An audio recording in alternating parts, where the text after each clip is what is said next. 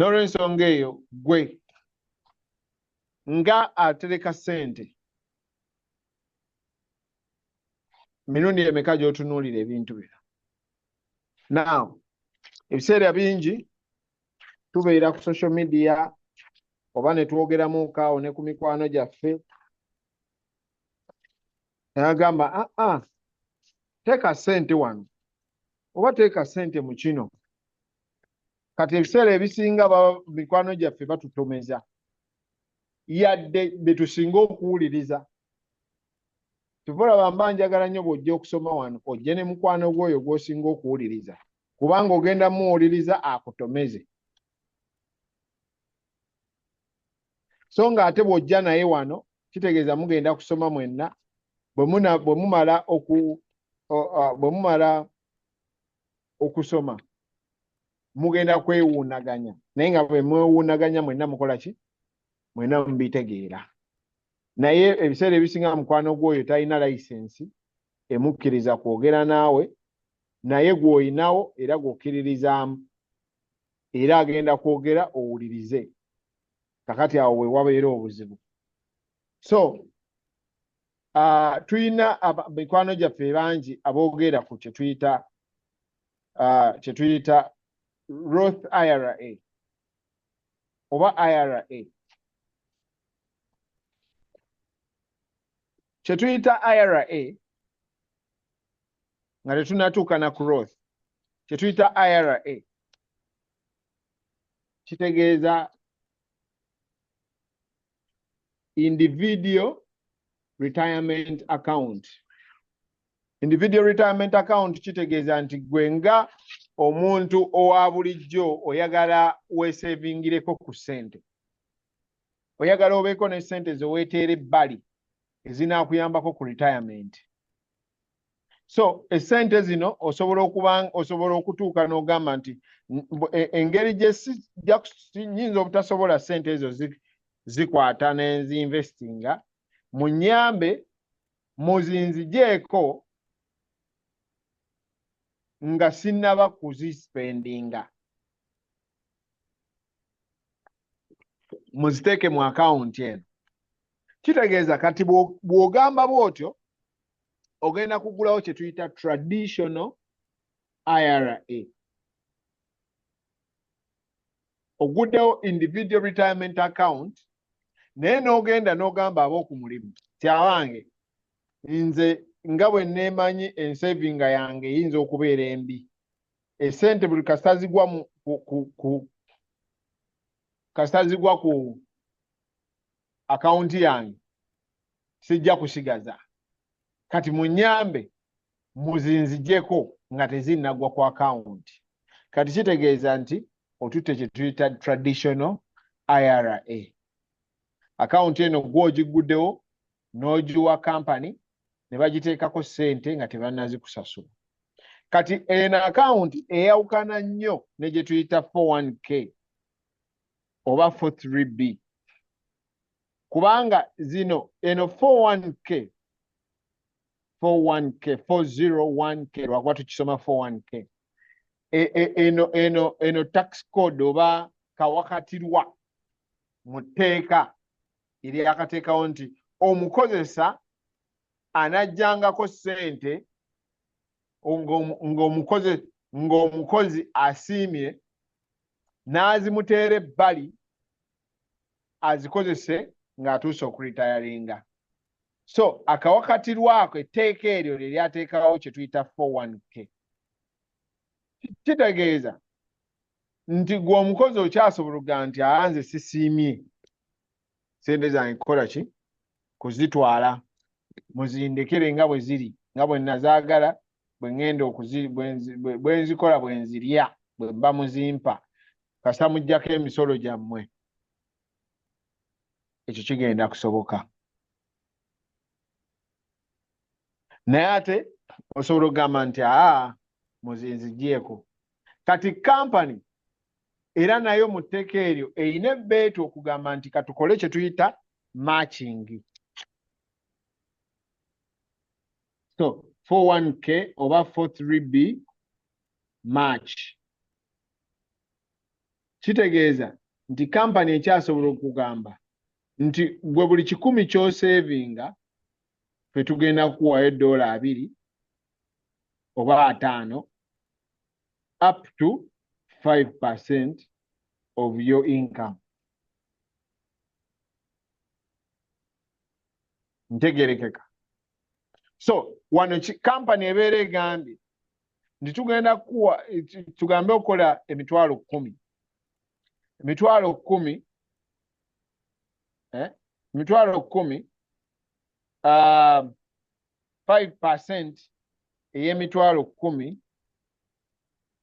ebeera oba kale tugambe emitwalo 7. Emitwalo 7 5% nebeera 35 ziba mmeka? 35. Ha? 35. 35. Okay? So kitegeeza nti paka ku 35,000 gwe zonna z'osalawo okusevinga paka maximum 35,000 fe buli 100 ky'onoosevinga tugenda kukuwa $5. Kitegeeza nti bw'otwala maximum ya 35,000 kampani gwe nga z'osevinze kampani egenda kwongerezaako wano half year zino lwe 10 nga mu meka nga mu 7 ndowooza nga mu 8 or something like that. Kitegeeza kati obeere nga total osevinze $, this is 12,500 osevinze 15,250 buli mu mwaka. Kati kino kyetuyita traditional kyetuyita 401k. Naye nga we ŋŋambye w'osobola okugamba nti nze ng'ekyo kiri awo oba kampani tekimpa naye nandyagadde okubeera ne ssente ze nnaakozesa nga ndi tayalinze. Kakati munzigyeko ssente nga temunnansasula. Ssente bwe ziti buli paycheck oba buli mwezi oba buli wiiki muzisevinge. So tugambe nti ogambe nti munzigyeko $5 buli paycheck. Tugambe ofuna paycheck 2 omwezi kye 10. Kale 10 kyo nga bakisevinga. Kati eyo ye IRA. Kakati ne wabeerawo ate account ega nti naye ab'omulimu bayinza obutankolera mulimu mulungi. Nze ssente kazituuke ewange.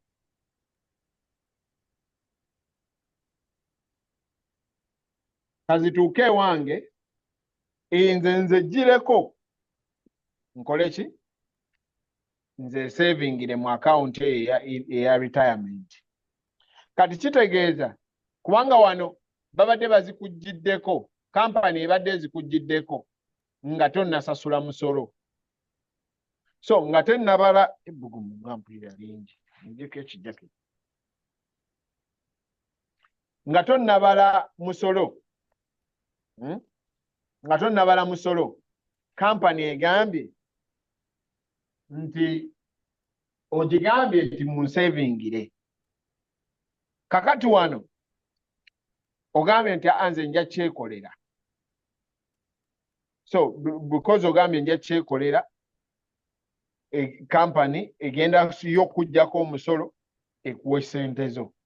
Kati ezo ezizo kugenda okujja $, zo oba 10 oba 2 oba 5 oba 10 oba mmeka oziteeke mu ki? Oziteeke mu akawunti eyo. Kitegeeza kakati essente ezo ozitaddeyo nga ziri taxed already. It is post tax. Kati eyo ye IRA ey'ekika kye tuyita Roth IRA. So now what happens, omusajja oyo Roth yali musajja munnabyabufuzi. era ye yatandikawo ekyo kye tuyita Roth IRA.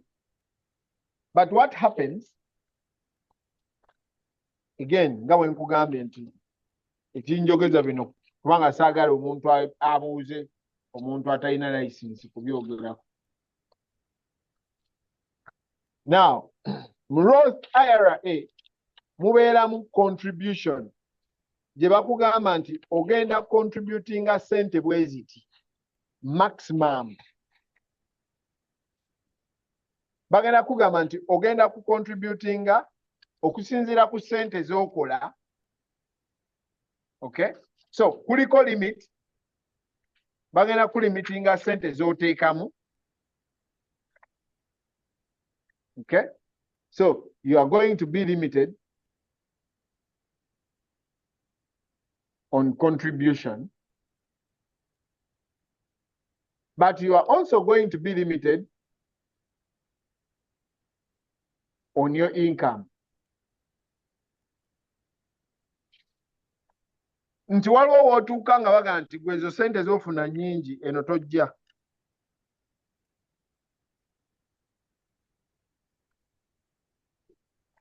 Kitegeeza nti bw'obanga ofuna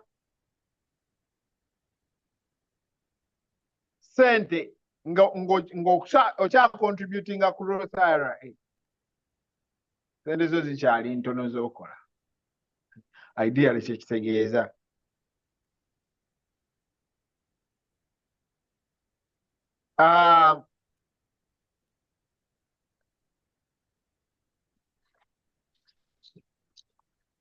Kuliko age requirement.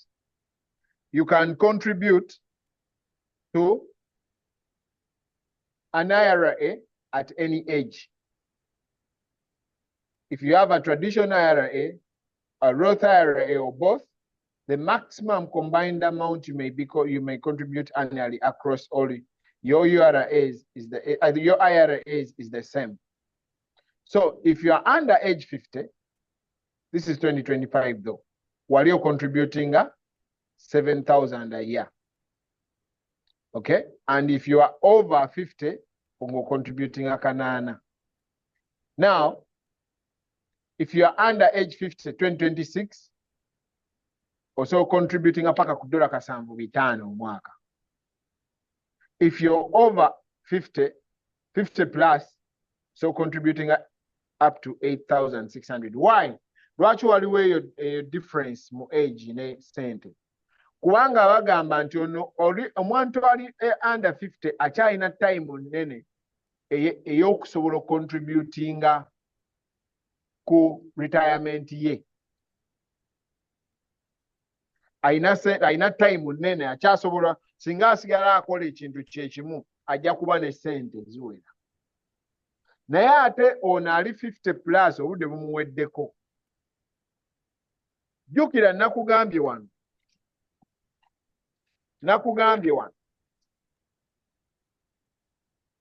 nti you have money but time is important.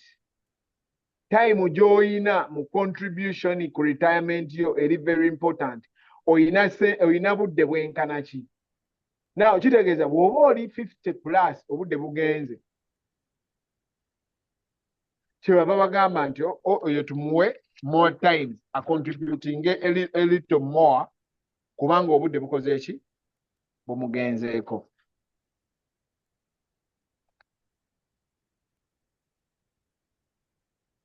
Then you or your spouse must have earned income to contribute. Tosobola kubanga ate oli ku zino bazita ki eza gavumenti bazita ki. Tosobola kubanga oli ku gavumenti ate n'ogamba ngenda contributing ku Roth IRA. Olina okubanga olina income. However, you cannot contribute more than you make. If your household income is lower than the contribution limit, your annual contribution limit is lowered. So consider your income. The most you can contribute across all IRAs is lesser of two amounts. the annual contribution limit oba the annual contribution limit oba sente eziri wansi kwa sente ez'okola. Kyentegeeza nti singa okola sente entono kitegeeza nti limiti ya sente ze bagamba okuteeka mu gireke eyinza obutakukwatako nnyo kubanga kasenteko katonomu. Okay?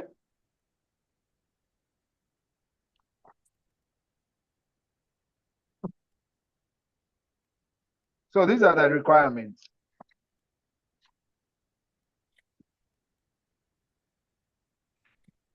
This is 2025. Okay?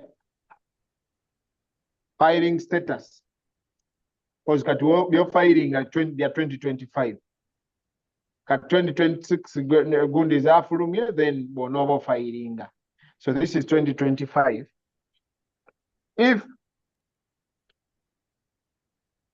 your income oli single okola emitwalo 15 gross income, okay, 15 and less ogenda kukola kasanvu. Jukira 2026 nkugambye nti nno bazongeza tu emitwalo meka dola meka kasanvu mu bitano. Okay, but 2025 kasanvu, that's the maximum contribution. Now wakati w'emitwalo 15 ne 16 kitundu osobola okukolayo partial contribution. Kitegeeza bajja kukkiriza okuteekamu sente but partially. Okay, oba oyinza okukola wawo kye tuyita backdoor Roth IRA. Then bw'oba okola sente ezisukka mitwalo 16 n'ekitundu totutawaanya. Bw'obanga oli bw'omu ng'okola sente ne zisukka mitwalo 16 kitundu oba okola sente nnyingi mu America.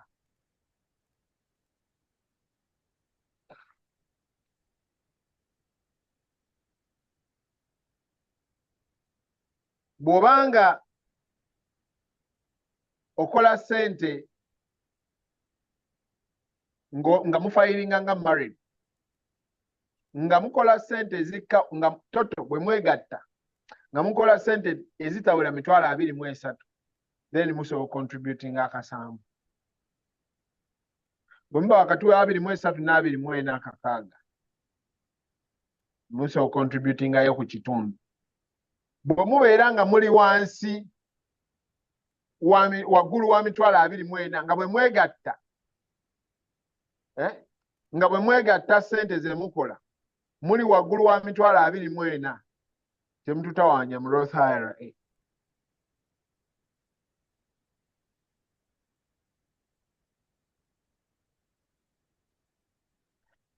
Then bw'obanga oli married naye nga mufayiringa separately, we don't have any kasanvu. Okujjawo ng'oli less than mutwalo, so okolayo partial contribution. Bw'oba osukka omutwalo totutawaanya oba ofayiringa separately. Muli married but filing separately.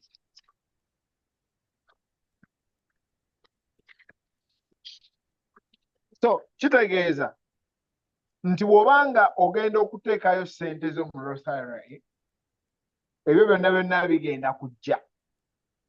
Ogenda kubeera limited either by esente z'ocontributinga. Nkugambye nti bw'oba okola emitwalo 15 less than emitwalo 15 kitegeeza okola sente entono era okkirizibwa okuteeka sente mu IRA. Roth IRA oba. Naye bw'oba okola sente ezisukka mitwalo 16 kitundu okola sente nnyingi already. So account eno eya Roth IRA olumu era tugikozesa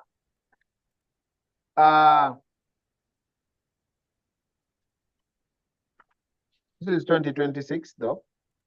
2026 nga bwe mbagambye mitwalo 15 oba okola sente eziri wansi wa mitwalo 15 osobola contributing paka $7.5 oba okola sente eziri wakati wa 15 ne 16 osobola okukola partial contribution oba okola sente eziri wakati wa mitwalo 20 eziri waggulu w'emitwalo 24 okay as family muli nga bwe mwegatta mukola sente eziri wansi w'emitwalo 24 musobola contributing nga muli wakati wa 24 na 25 kitundu oba nga musukka 25 nga bwe mwegatta mwe temututawaanya bwe mubeera nga muli married naye nga mufayiringa separately most importantly temututawaanya. So nga we mbadde ngamba nti mu Roth IRA tulinayo account ezimu ze tusobola okukozesa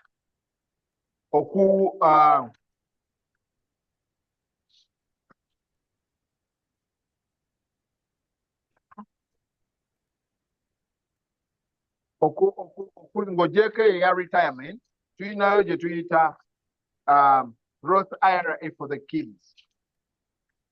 Okay? Gye tuyita Roth IRA for the kids. Yeekola etya? Sente z'oteekamu za mwana. Gwe omukulu obeeranga custodian paka omwana w'atuuka ku myaka 18 wakati wa 18 na 25 kusinziira ku state. Kakati oba oyagala oba toyagala otuuka ku age eyo olina okukwata sente ezo n'oziwaayo eri omwana.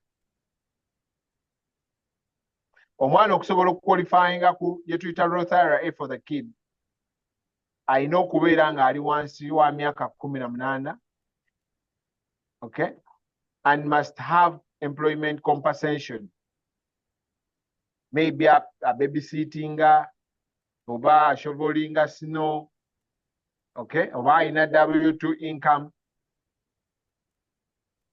asobola contributing.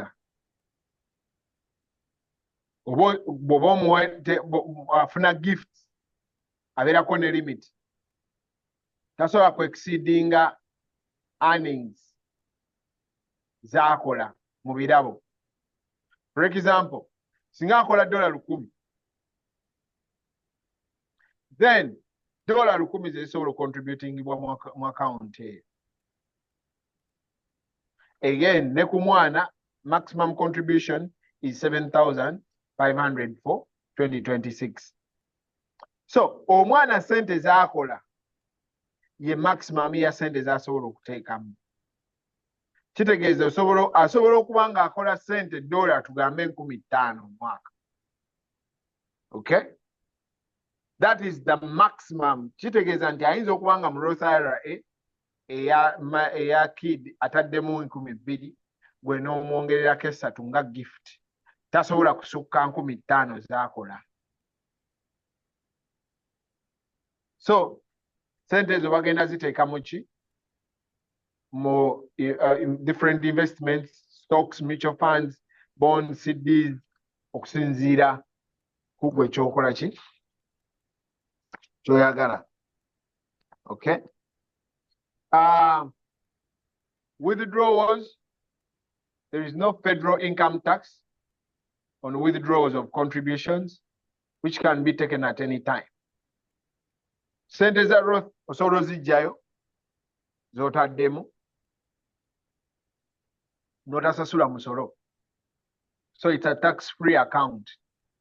However,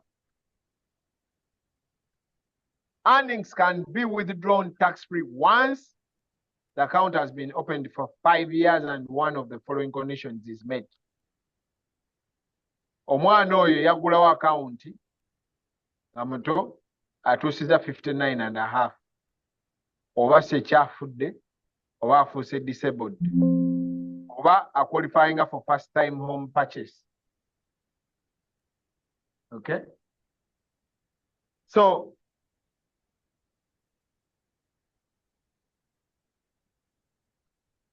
bw'obanga essente zino waziteerayo omwana,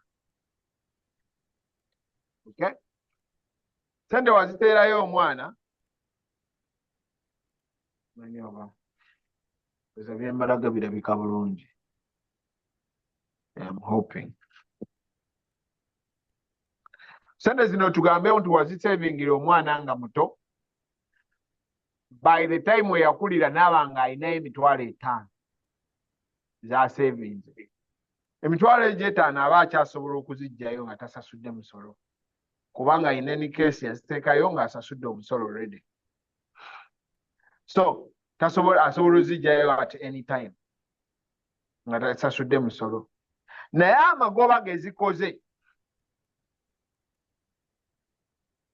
tasobola gaggyayo nga tannaweza myaka 59.5. So okuggyako bw'aba ayagala okuggyayo, first of all alina okuba nga ayisizaawo emyaka 5 nga amaze ogyeggulawo, ate alina okuba nga either afudde oba ali disabled oba agenda kugula nnyumba ye esooka. Yengeri yokka gy'asobola okuggyayo ssente ezo eza Roth IRA.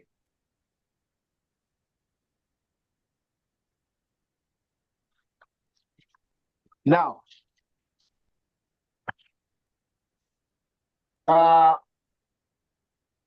kakati ate IUL wano mbadde nkunyonnyola Roth IRA engeri gy'ekola. Okay?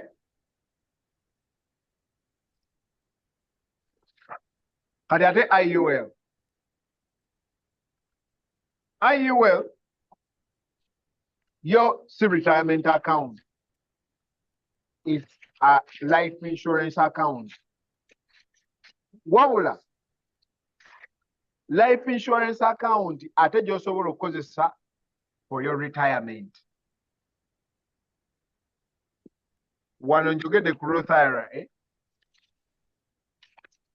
kati njagala nambulule ku IUL mu ngeri yeefaananamuuko ku Roth IRA okitegeere bulungi. Ssebo tukkirizibwa okubuuza ebibuuzo ku ekyo ky'ovaako. Buuza.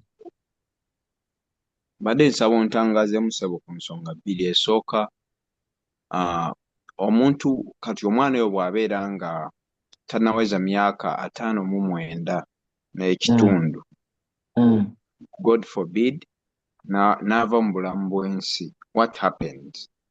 Nga tannafuna interest ya ssente ze ya savinga, naye ng'abadde aggyeeyo savings ziri maybe for maybe to get his first time house oba home, naye nga interest eri ekyaliyo, what happens? Ekyo kibuuzo kimu ssebo. Kibuuzo ekyokubiri, what happens to a person who makes emitwalo 16 n'ekitundu gye wayogeddeko, kubanga oyo omugobye ku nkola eno ey'okusavinga, kati yagoyingewa? Okay. Kibuuzo kirungi. Ekisooka ekibuuzo kyekisoose, bw'abanga omwana ono bwe twogerako ssente yaziggyayooko naye ate akawunti ye ekyali mu ssente kubanga ebadde ekola amagoba, watuukidde 59.5 n'afa, ssente zonna ezirimu bagenda ziwa beneficiary kubanga ssente ze, oba ne waba tannaweza 59.5 n'afa, bagenda ziwa family ye, whoever they named as a beneficiary. So ssente ezo zisigala zize, just nti ye bw'aba mulamu amagoba tasobola gaggyayo nga tannaweza myaka 59.5. Okay? Bw'aba mulamu okuggyako ng'agenda kugula nnyumba. Naye ate Question ye ey'okubiri ebadde nti alagewa bw'aba ng'akola ssente nnyingi. Tuyina accounts endala. Ekyo ky'ensonga lwaki ngenda okwogerako gye tuyita IUL. IUL nga bwe ŋŋambye kiggwayo nti Index Universal Life Insurance. Oba Canada, Canada ekigambo index tekiriiko, bagiyita Universal Life Insurance.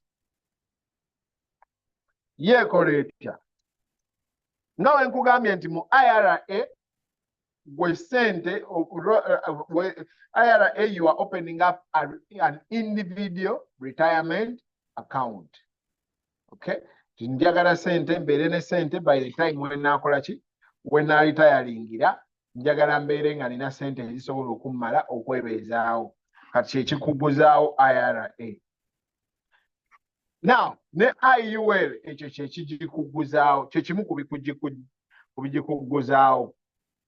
IUL kika kya insurance. IRA kika kya retirement account. IUL kika kya insurance gy'osobola okukozesa nga retirement account. IUL erina ebintu bina ebikulu. Erina kye tuyita growth. Nti ssente zo zikula okusinziira ku kye tuyita index, akatale ka index. Kyebava bagiyita Index Universal Life Insurance. Then ne tubeera ne kye tuyita safety.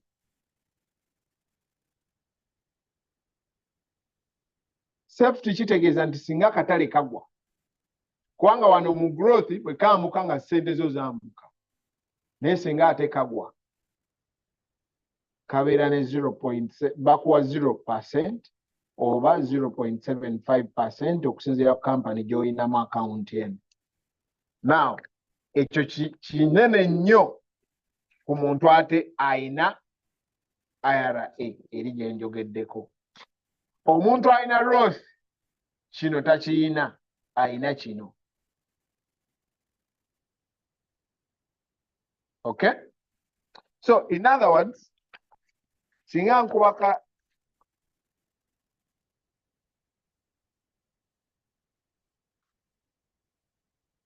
singa nkuba kagundi ka Roth IRA,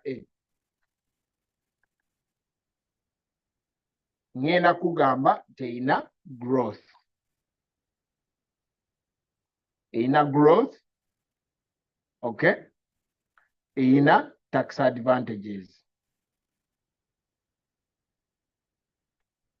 Erina growth, erina tax advantages.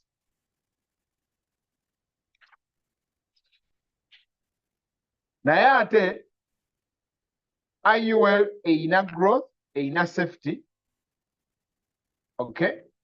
Ate erina tax advantages.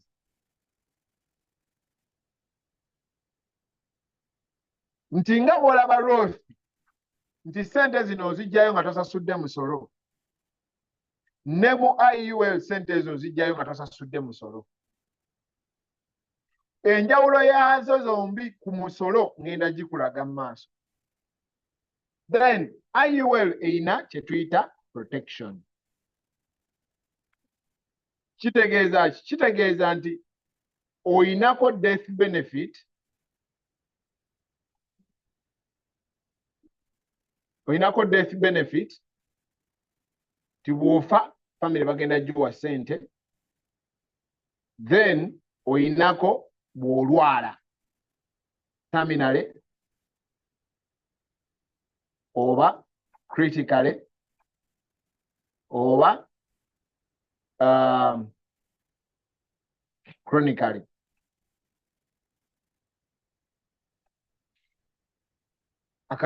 Family bagenda giwa ssente. Kakati bino protection togirina mu Roth IRA. Tax advantage ogiyina mu Roth IRA. Growth ogiyina mu Roth IRA. Safety Roth IRA ogiyina. Now, IUL ekola etya? Nga bwe nkugambye nti Roth IRA weteekayo ssente maximum $7,500 for 2026. Ssente zonna z'oyagala z'osobola maximum omwaka $7,500. IUL teyina maximum z'oteekayo.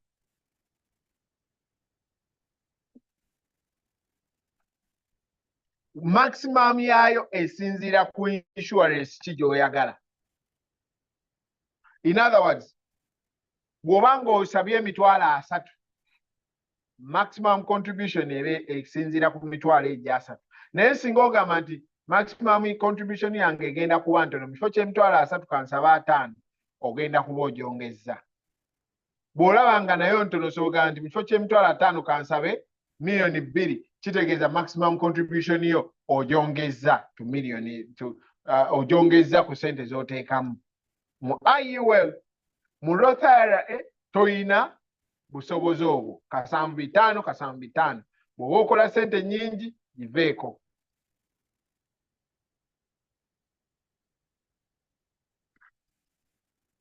IUL ekola etya?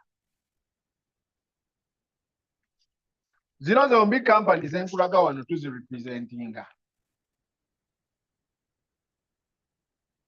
Era bino byenkugamba byombi tusobola obikuwa bw'ojja mu ofiisi. Yensonga lwaki sisobola kugamba, sisobola yimirira wano ne nkugamba nti Roth IRA mbi. Kubanga ate enkyo ojja kuŋŋamba nti njagala onfunire Roth IRA.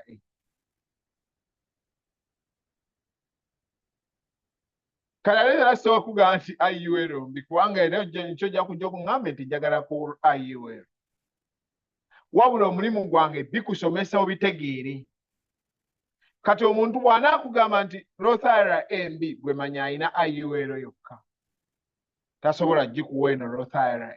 Ensonga lwaki alina ogikuba akasa osobole okufuna ky'alina. Omuntu bw'anagamba nti IUL mbi manya eno gy'alina oba alina term life.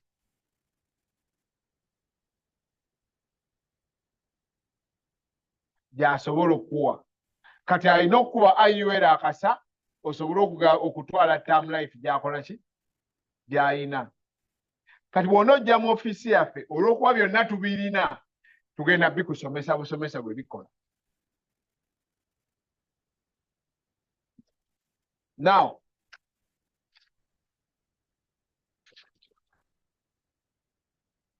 kati njogera ku IUL. When you pay your premium, gw'osasudde ssente zo oba $7,500 nga ziri ze tugambye mu Roth IRA, oba $1,000 omwaka, oba 2 oba 3 gw'amanyi kusinziira ku busobozi bwo. Gw'osasudde premium yo osobola osalawo n'osasula buli mwezi oba buli kwota oba buli half year oba buli mwaka gw'amanyi. Bw'osasula ye step 1.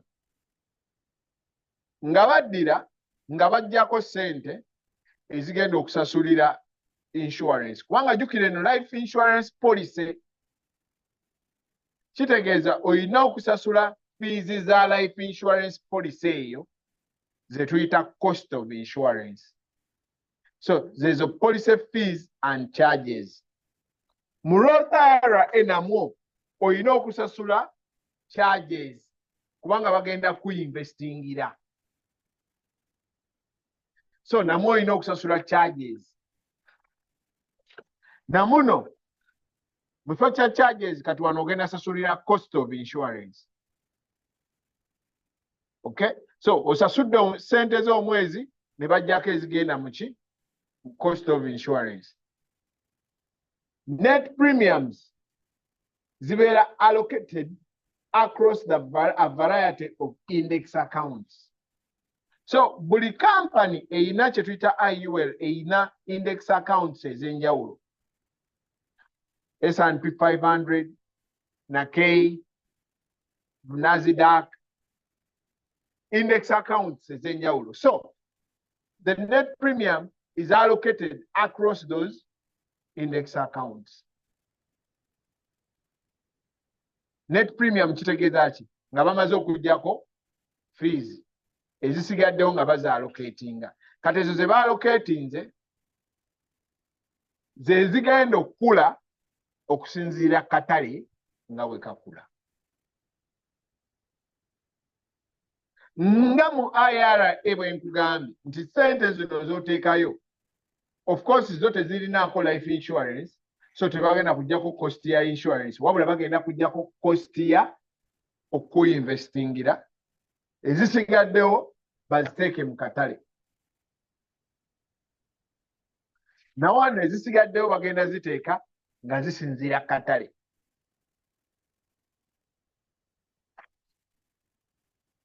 Now, ezo ze batadde mu katale ze bataddeyo okukula okusinziira akatale bwe bakakola bwe bagenda okuwa.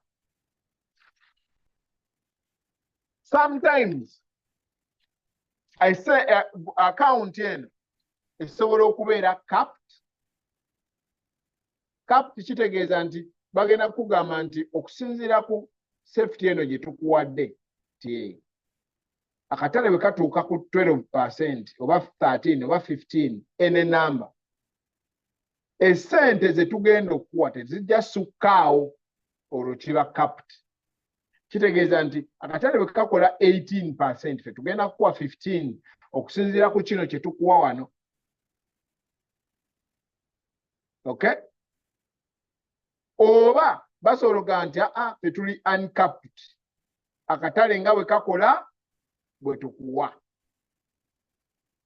Naye tuyinza okufunayo ku participation. Lwaki? Kubanga naffe singa kagwa tujja kufiirwa ate gwe tofiirwa.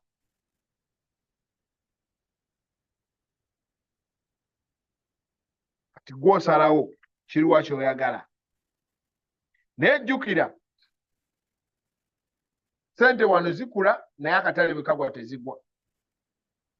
Mu Roth IRA ezikula naye toyina no safety. Okay? So katale nga bwe kakula bwe kagwa. Wano katale nga bwe kakula bwe kayimirira bwe kambuka bwe kayimirira bwe kambuka bwe kayimirira.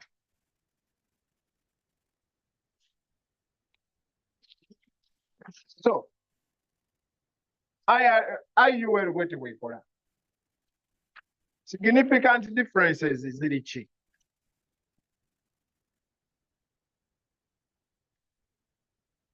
Kugambye Roth IRA is a retirement investment account funded with after-tax dollars. Kitegeeza nti Roth IRA ogiteekamu ssente ze wakoze eki? Wasasulidde dda omusolo. It has tax-free growth and withdrawals in retirement. Okay? You choose. So, take one. Go on there.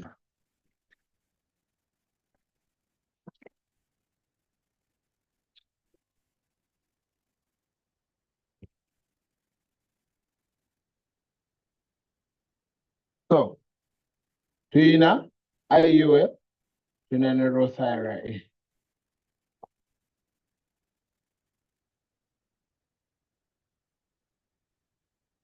After tax dollars, yes. IUL, sente ogenda oziteekamu nga wazisasulidde dda omusolo. Roth IRA, yes. Namwo sente ogenda oziteekamu nga wazisasulidde dda omusolo. So, tax-free growth and withdrawals. Tax-free growth and withdrawals, yes.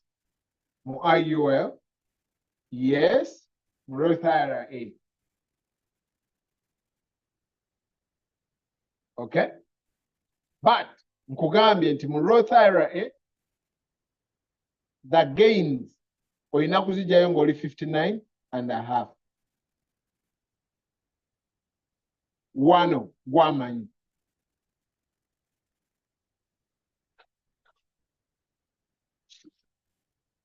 Mu Roth IRA you choose investments directly. What does that mean? Akatale okayingiramu butereevu. Kitegeeza nti nga we kagenda okukola bwe bagenda okuwa. Olonze stocks, oba olonze bonds, oba olonze ze tuyita ETFs. Kyolonze akatale nga bwe kakola kyo kigenda okukola. That is the Roth IRA. However, nakugambye nti mulimu contribution limits, which is 7,500 for 2026, 7,000 for 2025. 8,000 if you are 50 plus for 2025, 8,500 if you're 50 plus for 2026. Income limits restrict who can contribute. Wo tukana baganda wetoweta agakola ki contributing. There is no insurance component. Kitegeeza nti z'olinayo mu Roth IRA bw'ofa family zeyina. Oba obadde wakateekayo omwezi gumu n'ofa, ezo z'otaddeyo ebitaano byo bwe biba nga bikozeeyo ku magoba, well and good, family zeyina. Yende ku Index Universal. Kugambye, it is a permanent life insurance policy with a cash value tied to a market index. Okay? Permanent life insurance policy, cash value tied to a market index. Kitegeeza ki? In a life insurance account, naye ina cash value ng'esinziira ku katale. Tied, but not live. Roth IRA katale okayingiramu live, wano tokayingiramu live, wabula kali tied. Kitegeeza bakatunuulira bwe kakola bwe bakuwa. Now,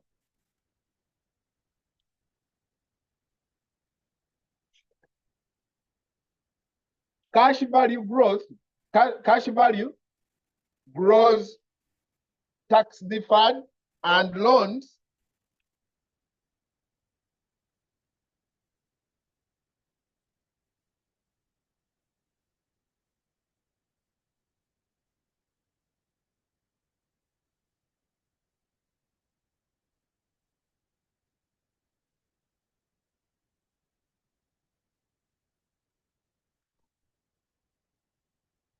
cash value grows at tax deferred and loans can be taken tax free.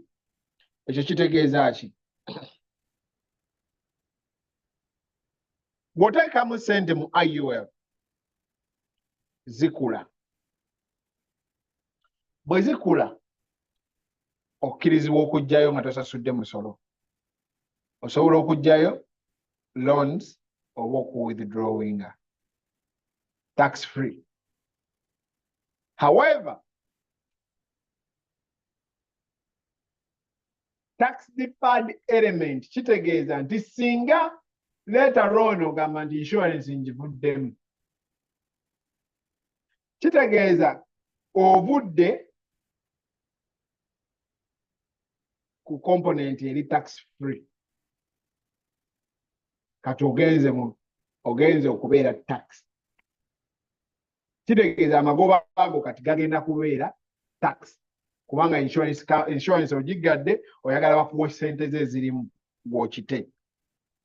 Okay?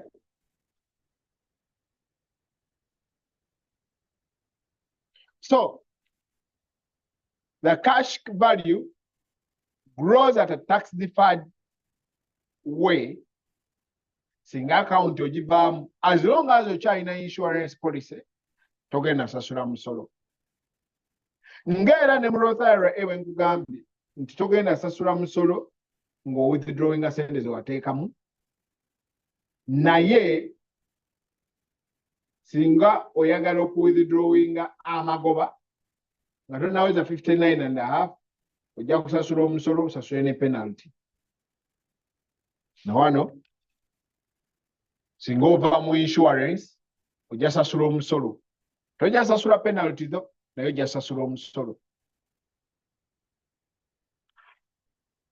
Life insurance, no contribution limits.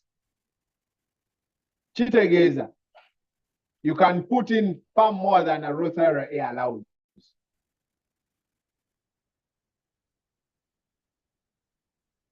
So gwe bw'obanga sente zo nyingi ng'osobola okukola sente nyingi, teeka wano sente, yongeramu tegenda kujjula.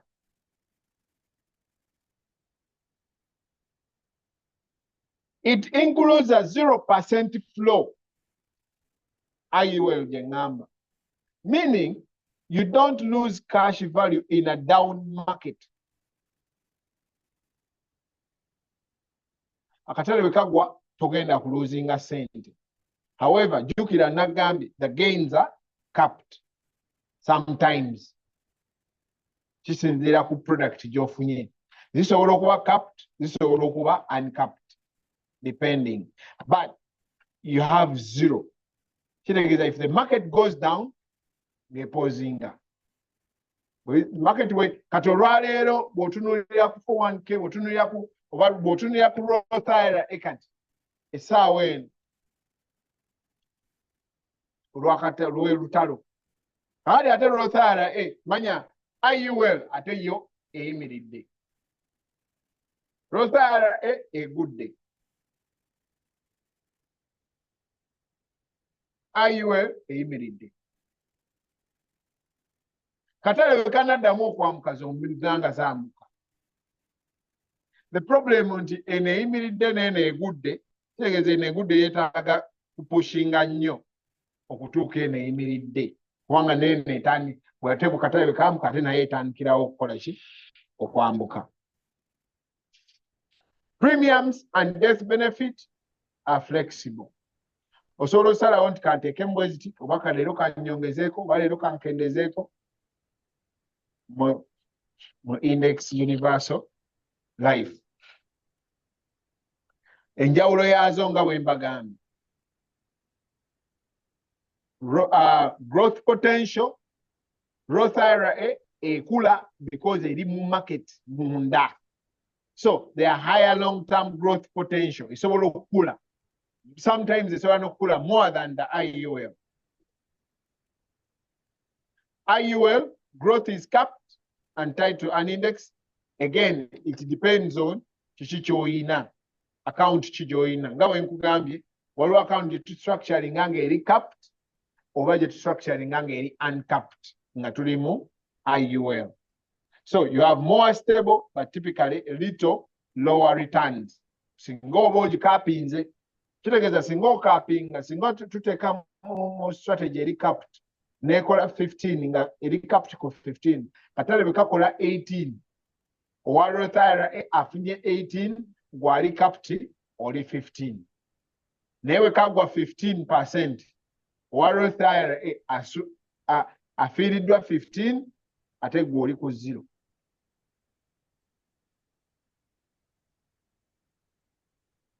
So that is the risk. In Roth IRA, market risk is fully on you. Kiri wo akatale bekagwa n'ofiirwa sente zonna eziggwamu totwekwasa.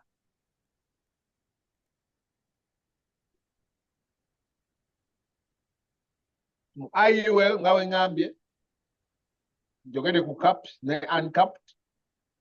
And then you also have insurance costs.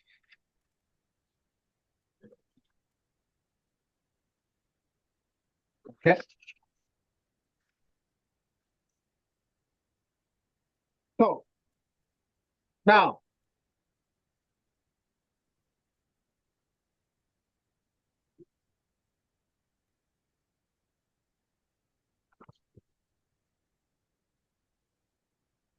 IUL osobola otya okugibeera esobola otya okubeera alternative ya IRA, Roth IRA. Bagambye wano bino nno si byange, eno kampani bagita Transamerica. Ate ekyewuunyisa byombi ebiyina era bw'oba oyagala Roth IRA mu Transamerica tugikuwa, bw'oba oyagala IUL mu Transamerica tugikuwa. Nkugambye omuntu gw'owulira nga nti IUL si nnungi, manya nti kampani ye tesobola gikuwa. Omuntu gw'owulira nga nti Roth IRA si nnungi, manya nti kampani ye tesobola gikuwa. Ekyamazima byonna birungi, naye gwe gooliyo eriki ne income yo eriki. Roth IRA can be a powerful tool to help individuals save for retirement. Roth IRAs offer the opportunity to generate tax-free growth and distributions in retirement. However,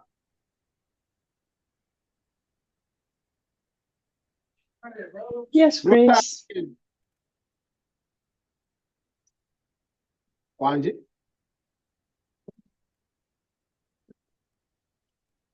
However, Roth IRAs may not be available to everyone, especially high-income earners.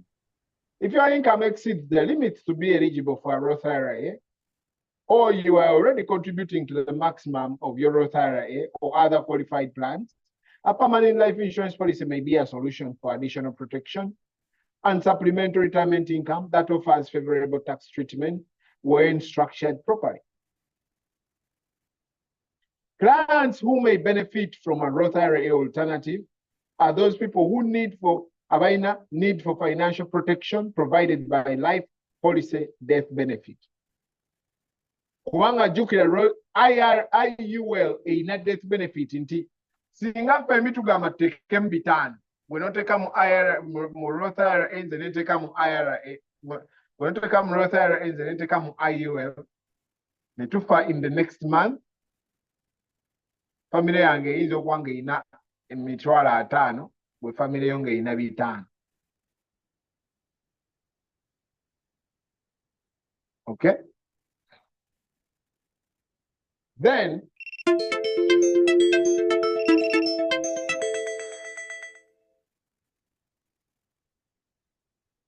abali ku TikTok mwetaaga okutapinga screen, otherwise ejja kuvaako.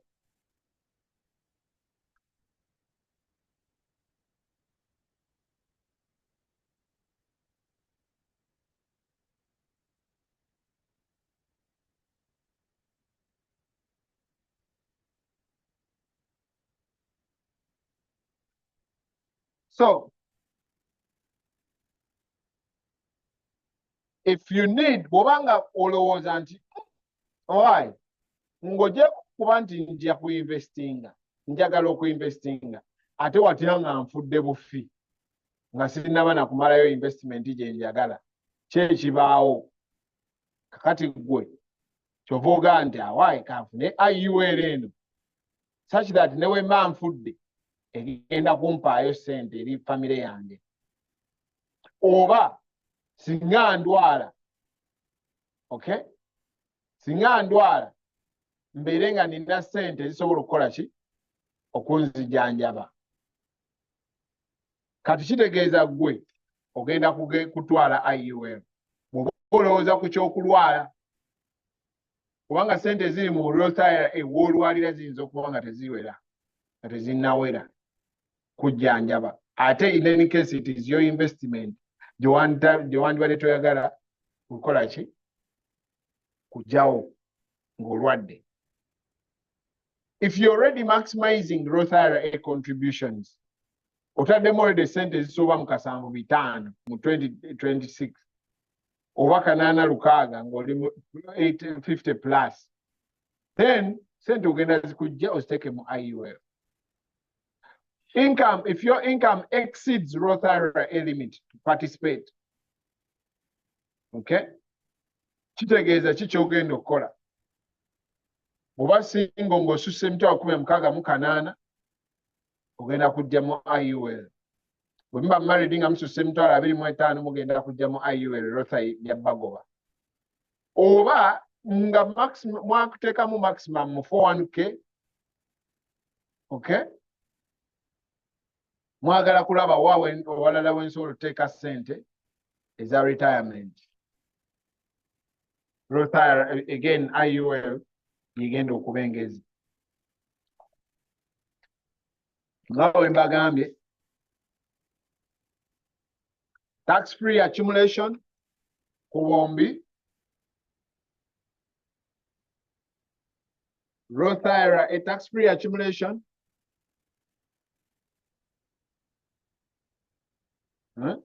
Yes, yes. Ku zombi Roth IRA ne insurance wombi yes. Tax free distributions yes and yes.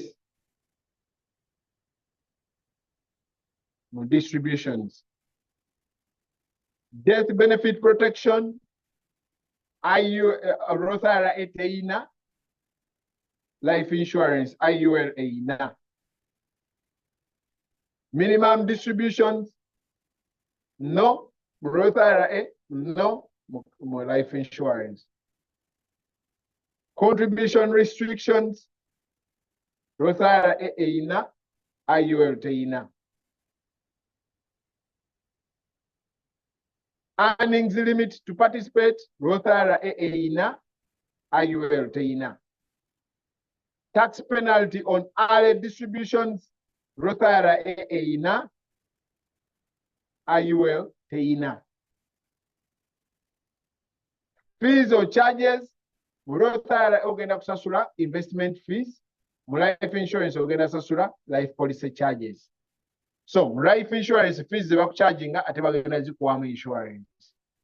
Mu Roth IRA fees zebakucharginga za kuinvestingira.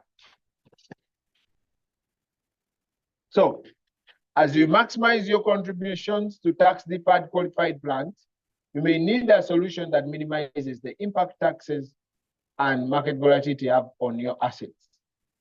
One that provides upside potential with downside protection so you can fuel growth faster is the Index Universal Life. EINA, life protection, tax-deferred growth potential, and tax-free supplemental income.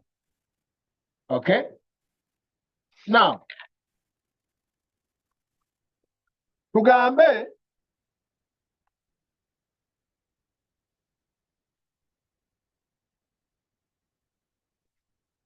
nti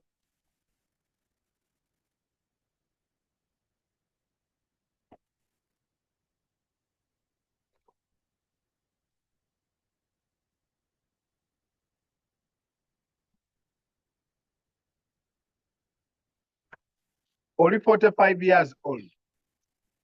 Okay? I'm only 45 years old. No quarter sente. Oyine emitwalo gy'ebiri. Okay? Oyagala gi contributinga mu retirement yo. Ky'oba otandikirako okumanya nti ezo already zisukka mu sente z'olina okukola ki? Savinga mu Roth IRA. Okay? Jjukira nagamba nti ebintu bibiri by'oteekeddwa okulowoozaako ng'osavinga sente. Can I save 2 hours of my time every day? 2 hours every day. It was one day for retirement.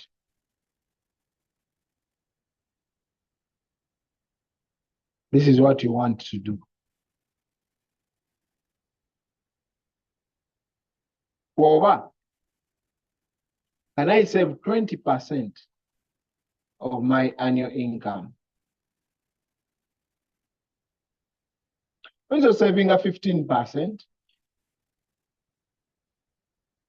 but you want to stretch 20%. The sente zenkola nsobola okuzisavingako 20%. Kitegeeza bwe mbanga oba kale kino kiganje kya 20%, nsobola okwejjirako 2 hours bwe mbanga income yange si nnyingi nnyo, nsobola okwejjirako 2 hours n'ensavinga buli lunaku. Kale ekizibu kyokka kyogenda okukola ate kuziteeka mu banka. Kati awo tezikikola, waakiri ziteeke mu Roth IRA. Kubanga yo zijja kukula. Oba ziteeke mu IUL kubanga zijja kukula. Nga bwe nkulaze difference eri wakati wa byombi. Now, singa okutte $,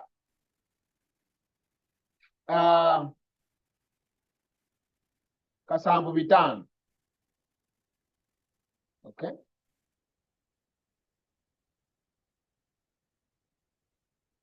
Nakufunira wano.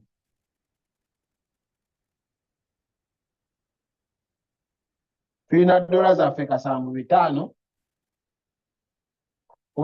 Tulina bw'oba okola $, emitwalo tugambe okola emitwalo 8.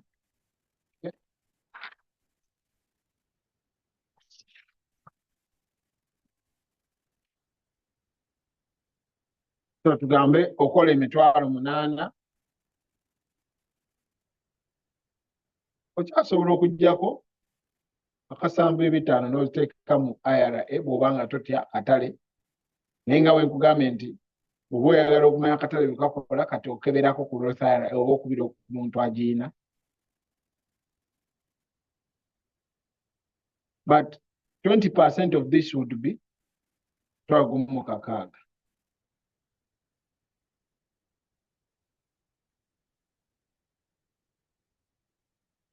So bw'oba oyagala okusavinga omutwalo gumu mu 600, Roth IRA egenda kukkirizaako $7,500.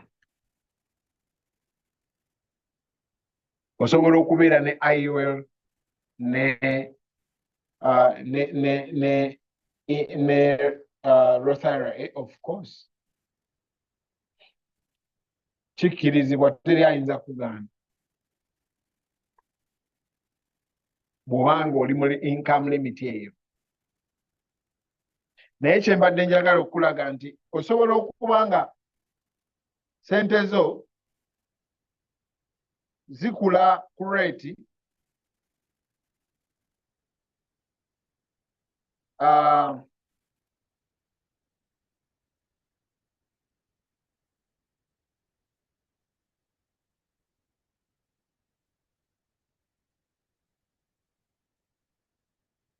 so let's say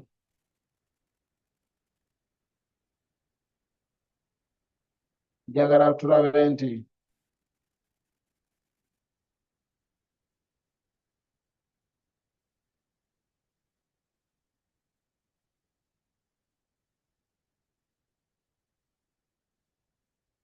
tulina akasanvu mu ebitaano.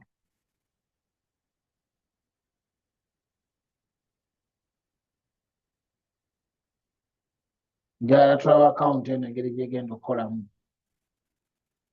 Okay?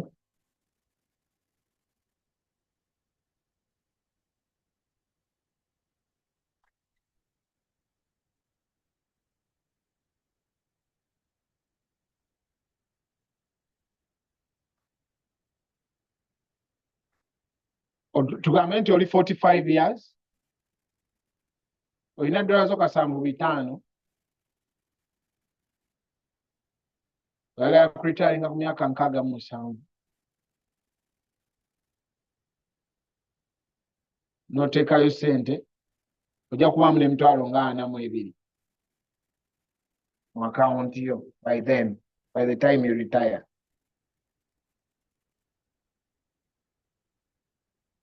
Kale ate tugambe nti ozitaddemu IUL.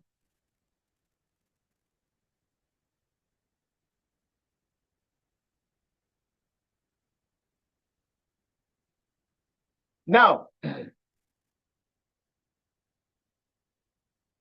what is the disadvantage eyokozesa IUL.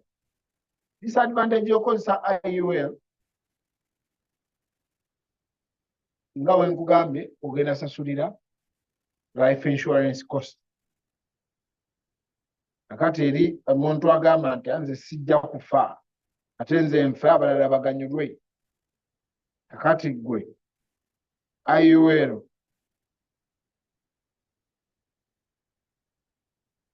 simanyi oba obeera ne Rothera etofa era bw'ofa ani gwandyagadde atwale ssente ezo kubanga oziyinayo. Kati engeri gy'otayagala abalala baganyulwe mu ssente ezo simanyi oba ozirekera kampani awo ewabeera obuzibu. Katugambe nti oyina emitwalo $7,500 okay?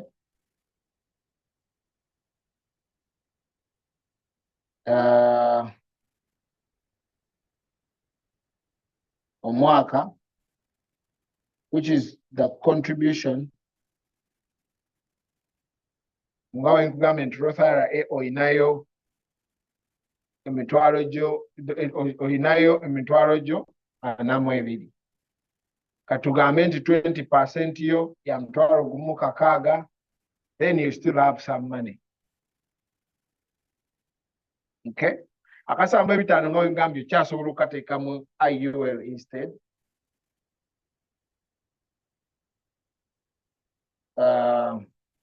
Still no retiring at age 67 era nolekerawo contributing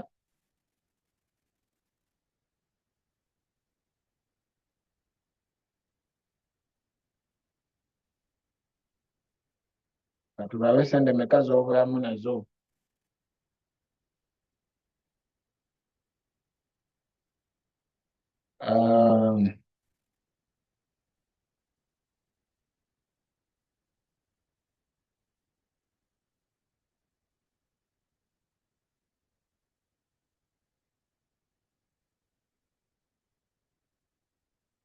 Ng'otadde mu IUL.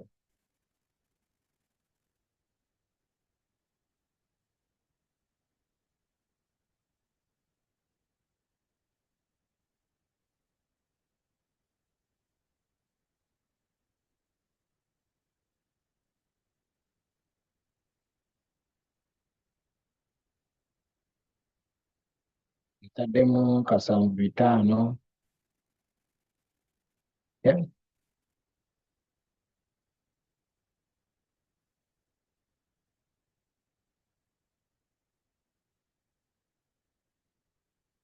Kati wano njogera ku muntu alina emyaka 45 njagala okulaba wali gwe tuwadde ziri. Okay?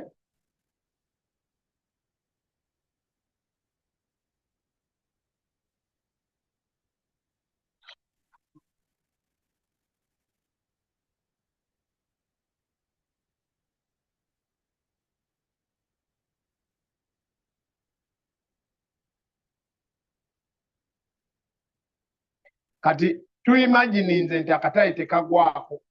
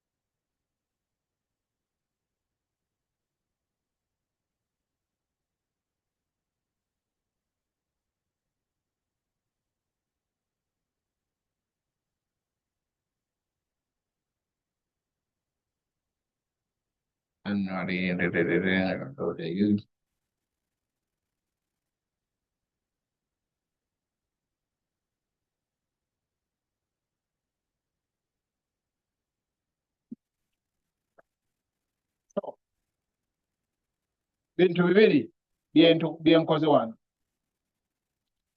I've imagined nti akatale tekagwa. Practically it is impossible, right? Nga bwe nkugambye nti akatale bwe kagwa mu Roth IRA you lose money, but of course tugambye tekaligwako, so you don't lose nothing. Nga bwe ngambye it is practically impossible, so obeera na more money because tukibaze nti you're not losing anything, ate akatale kambuka nnyo. But ne tubala wano IUL nga bwe inaabeera by the time wali 67 nti oyina still emitwalo 28 kyenkana 3 naye oyina insurance emitwalo 53 at that point. Kitegeeza singa ndwala, let's say kanzire wane wasookerwako nga ndi 45,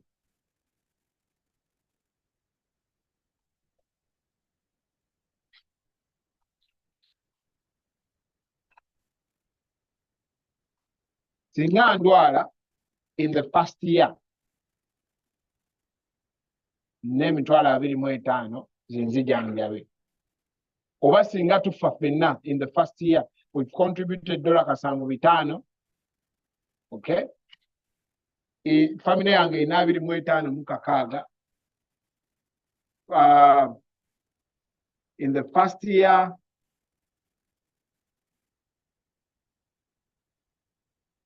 mo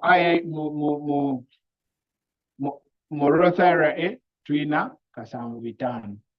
That's it. Families again ofuna. Tewano mu IUL family ina 25. 10 years later, oba wano tulinawo emitwalo 8 naye tulina insurance ya mitwalo 33.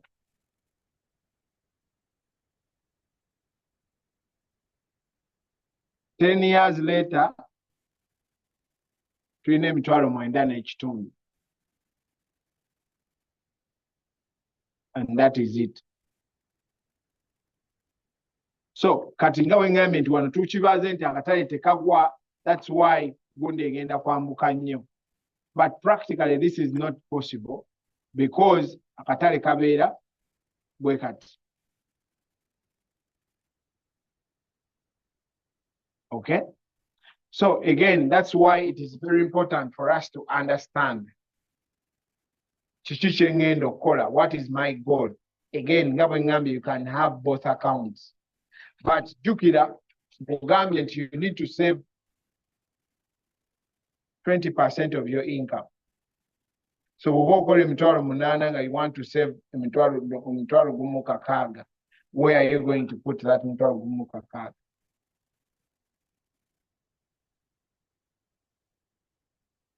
So okumanya kisinga okwogera obwogezi. That's why tuteekawo omusomo guno buli muntu ayige. Nga bwe ngambye, oba oyagala Roth IRA, emu ku companies etukola nazo bagiyita Fidelity.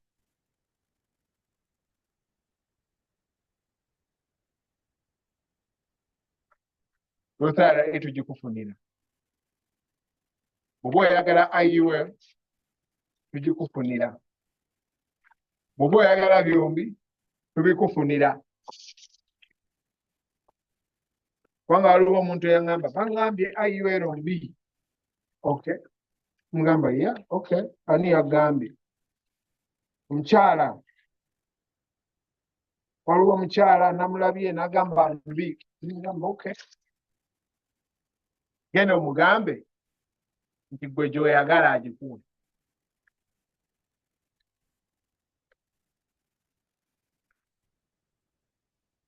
Gwe omuntu wagamba ekyo e-account mbi, omugaye nze gye njagala gimpe.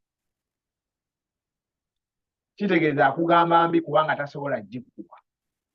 Ali limited ku ki ky'asobola okuwa. Kati ffe olw'okuba tulina omukisa nti buli kimu tusobola okikuwa, omulimu gwaffe kujja ne tukusomesa buli kimu bwe kikola. then netugamba you need to do this, you need an IUL, because nze nsobola okugamba nti kanti kwate omutwalo gwange gumu mu enkumi mu kakaaga nziteekemu nga siyina limit, mbeere first of all ne insurance ennene, because emitwalo 25 sente ntono ku insurance ku baana bange naddala nga nzize mu America. I don't want baana bafune just emitwalo 25, nondyagadde bafune ekitono ennyo $1 million. Ekyo kijja kifuna mu Roth IRA.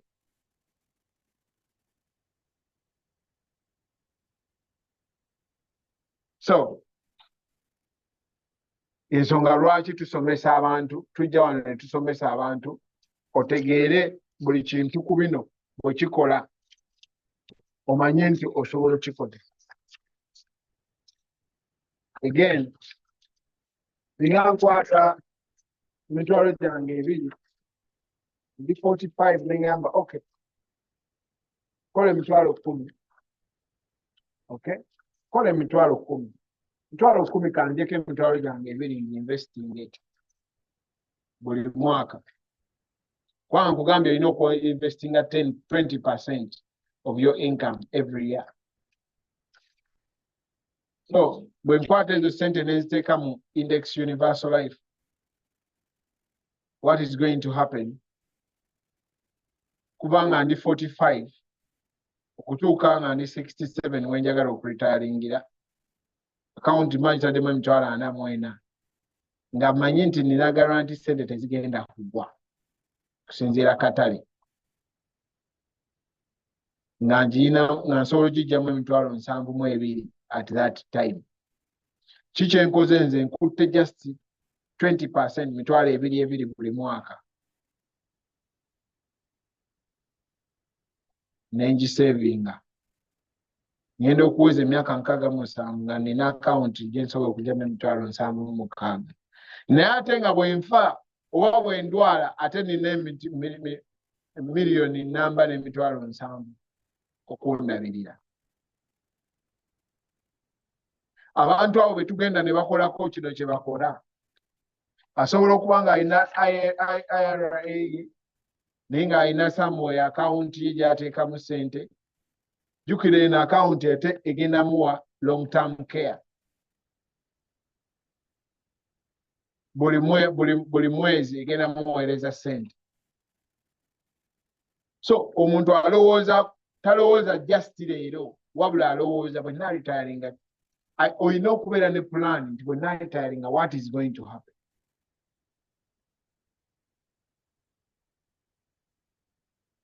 If I retire, what is going to happen?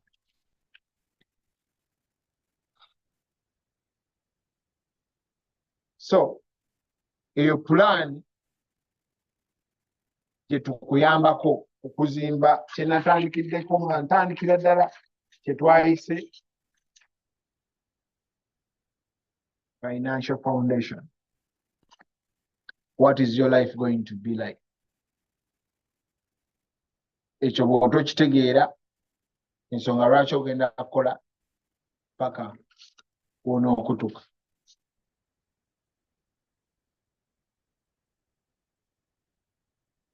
So mwebale nnyo abasobodde okujjako olwaleero. Mwami Geoffrey, simanyi oba olina kibuuzo oba omukono gwabadde gwaluli. Sebo mbadde mbuuza bwe mba njagala kwewola, njagala kufuna ka loan, can I borrow against my account in IUL? Yes, as long as olinamu cash value. Nkomyewo wano katono nkulage. As long as wano waliwo ssente. Eno kolumwe eno gy'olabako surrender value representing ebintu bibiri. Representing, first of all, singa obivaamu. That is actually one disadvantage. Tobivaamu. Ng'era wali wegambye nti tojjaayo ssente amagoba nga tonnatuusa 59.5. Tobivaamu kubanga wonna obivaamu ogenda fiirwa ssente. You've signed a contract n'ogamba ngenda sasula paka when retiringira. kaya ate gwe mwaka gumu oyagala givaamu bagenda kucharginga kye bayita surrender charge kubanga kampani ogibazizza bubi kubanga naawe singa ofiira mwaka ogusooka bagenda kuwa miliyoni yaabwe gye wasaba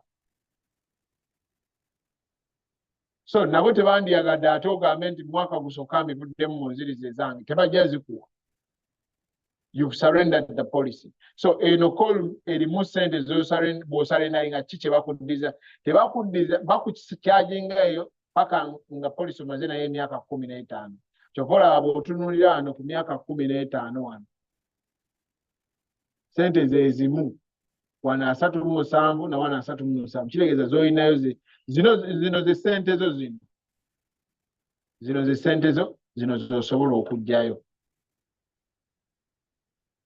era ze bakuddiza singa ogambye bivuddemu so bw'olaba wano ku myaka 15 zino sente zenkana ne zino lwaki kubanga surrender charge kati awo eri 0 oba obivaamu gw'amanyi naye bajja kukyajinga omusolo gavumenti ejja kukuba omusolo kubanga akawunti ovudde mu life insurance ogiggaddewo kati sente zo basobola ozikuwa naye olw'okuba ogaddewo life insurance bagenda kukyajinga omusolo so the ideal is beera ne life insurance yo yayo wano sente togenda sasula musolo now question yo nti nsobola okwewola olaba kati okusinziira ku akawunti eno wano olinamu paka $8 z'osobola okugjayo oba okuwithdrawinga oba okwewola wano olinamu paka 2.8 wano olinamu paka 4.9 wano olinamu paka 7 wano olinamu paka 9 mu myaka 10 olinamu paka 2,000 z'osobola okwewola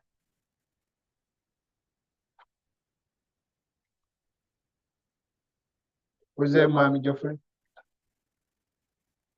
Essebo neyanza ssebo. Webale nnyo.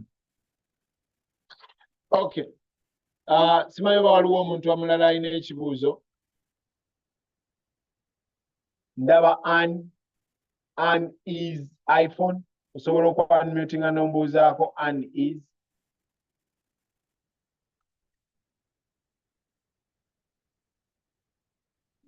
Kyalamire Mutebi nsanyuse naawe okuwuliza unmuting ombuuzeeko. Tweyanziza ssebo nze Ann. Ye maama Ann oliwa? Mu state? Maryland. Oli Maryland. Nsanyuse okuwuliza. Ani akuinvitinze? Diana. Okay, kiki osinza okuyiga leero? Njize nnyo kuba mbadde njirineyo. UL nga sinaba bitegeera bulungi. Okay. Naye ninako ekibuuzo. Bwe mba njagala okwongezaamuko. Kisoboka. Kisoboka kakati kyogenda okukola ogenda kukwatagana ne Diana. Yes sir. Ajja kufunirayo time tutuule. Yes sir. First of all tugirabe bulungi kikyoyinamu. Then tulabe engeri gy'osobola ogyongeza. Neyanziza. Amina. Ebale nnyo. Mire Mutebi, Mukyala Mire Mutebi. Unmuting ombuuzeeko Mukyala Mire.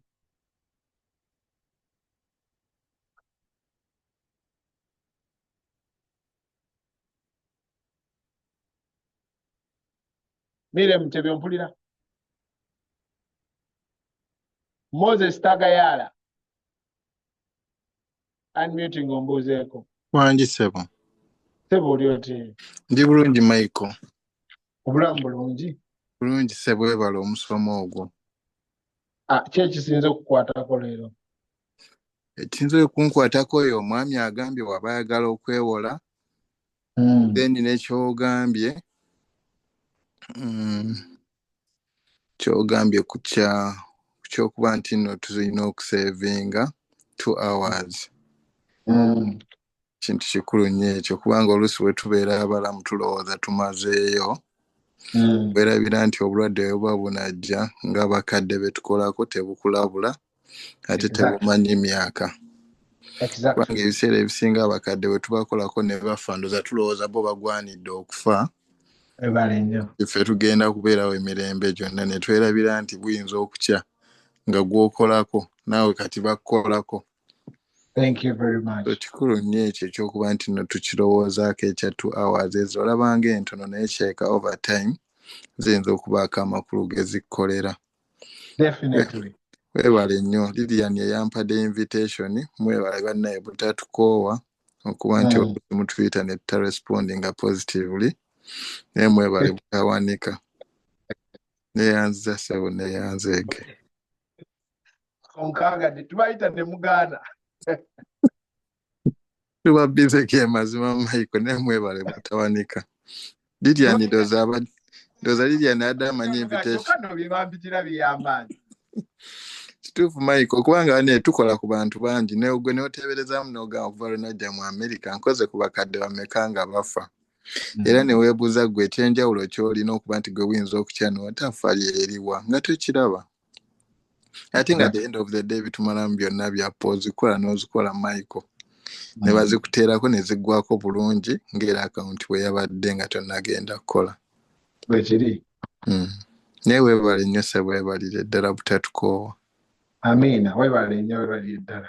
Kale ssebo. Nkwagadde nnyo Moses. Neyanziza ne Lilian engeri gy'ozze ssebo. mumalirize ensonga eyo. Kale ssebo neyanziza ssebo. Kale. Kale ssebo. Waliwo Zoom user. Unmuting ombuuzeeko Zoom user.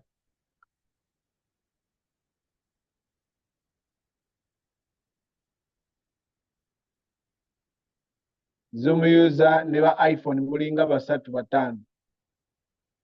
Then ku TikTok waliwo abadde ambuuza nti how much do I pay? How much you pay depends on how much you can afford. Sente z'osobola z'osasula z'ocontributinga. Olumu twesaasira n'ogamba kansevinga 5 naye gwe just olina kumanya nti bwe nnaalitaayalinga olwa 5 nga lwe nsevinga buli mwezi kitegeeza omwaka nsevinze $600. Mu myaka 2 nga nsevinga $600 gwe mutwalo gumu 12,000 zinannyamba ki?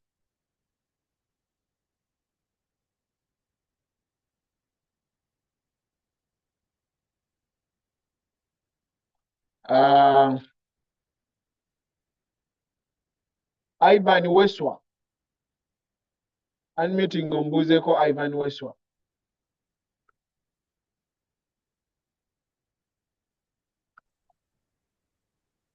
Gyebaleko ssebo. Kale ssebo. Ssebo gyebaleko. Kale.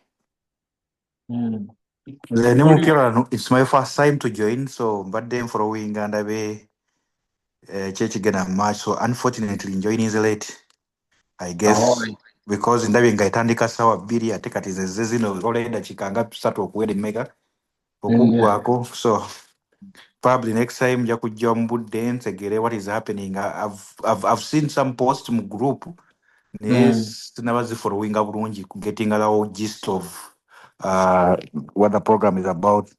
I know about Roth insurance, savings, but I don't know what package you have or what you're organizing.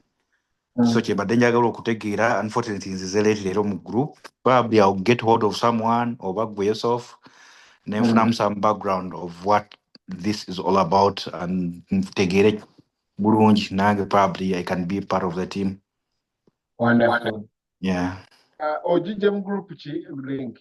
Nzijjidde mu community Boston. Okay. Kakati briefly ogenda kumpeereza essimu yo wano naye briefly kye tubadde twogera ku Rothara Engabo ogambe nti ogimanyi oba ogiyina. Tubadde twogera ku ekola etya limitations ki birungi ki ebigirimu and all that. Then netwogera ne ku gye tuyita index universal life ekola etya birungi ki ebigirimu bizibu ki ebigirimu. So we are basically talking about today we are talking about the tax strategies zosobola okukozesa okusavinga sente nga osobola okukozesa akawunti ezo zombi n'obanga bw'onoobanga otuuse okwagala sente ezo tojja sasula musolo. Mm. So but we talk about different things every time, every Thursday ku ssaawa 2. So Okay. ngambye nti oli mupya ngenda kusaba oteeka essimu yo mu chat awo. Ngenda kufuna omuntu omu wano ajja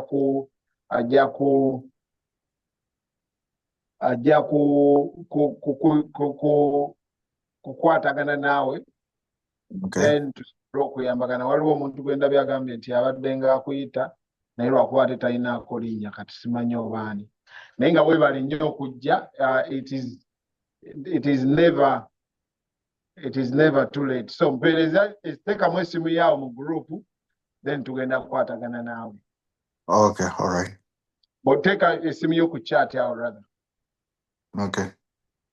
Kale weebale nnyo.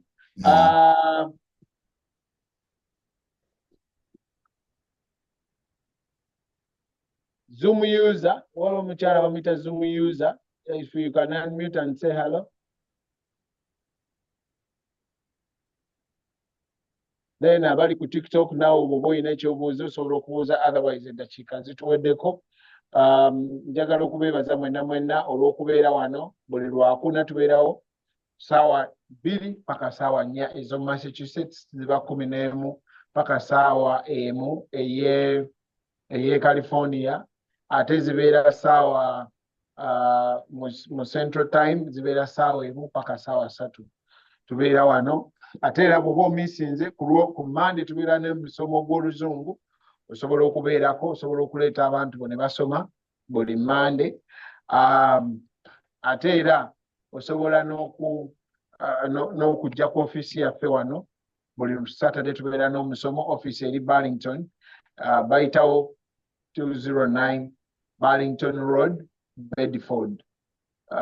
Suite 115 bwe wali ofiisi yaffe osobola okujja n'osoma naffe. Ate era osobola okubeera ku Zoom, osobola okunkubira essimu yange eri 781-363-5258. The Stranger 2026 Awoza, good morning. We are new. What is the story about? Tusereeti mwami Stranger naye tubadde twogera ku finances. Anyway, mwebale nnyo okubeerako, mwebale kuwuliriza. Buli muntu yenna gy'osinziira, njagala omulundi oguddako janguyo ne mukwano gwo osobole naawe okusoma naffe. Kijja kuyambako. Buli lwe tujja wano n'osoma gwe n'okola bye twogerako, mukwano gwo n'atabikola n'afuna obuzibu ajja kumenya.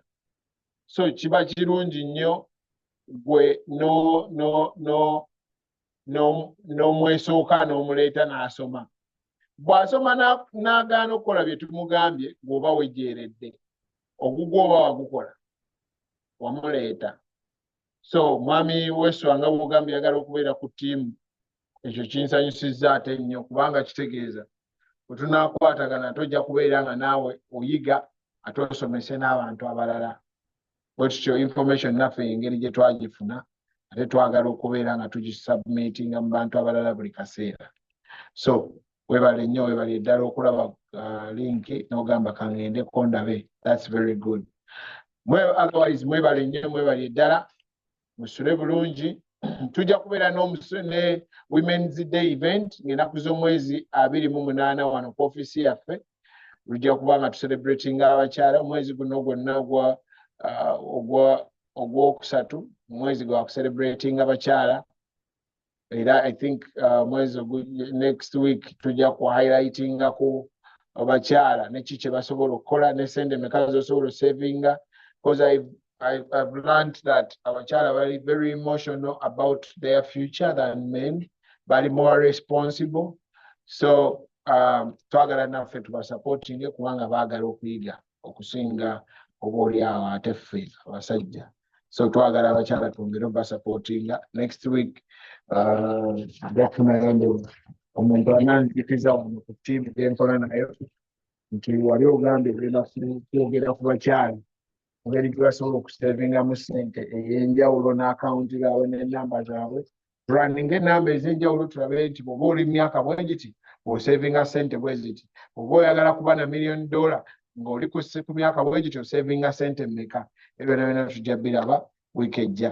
Mwebale nnyo, mwebalye ddala, musule bulungi, Mukama akuume, mweraba. Ngenda kuddamu omusomo guno gwennyini ku TikTok after wano bwe mmala okuwumulamu eddakiika zange nga ziizo, so osobola okugenda ateera ku TikTok yange naye oza ngenda kukola mu Luzungu kubanga Oluganda ndwogedde nnyo. Kale mbeere bulungi, mweraba.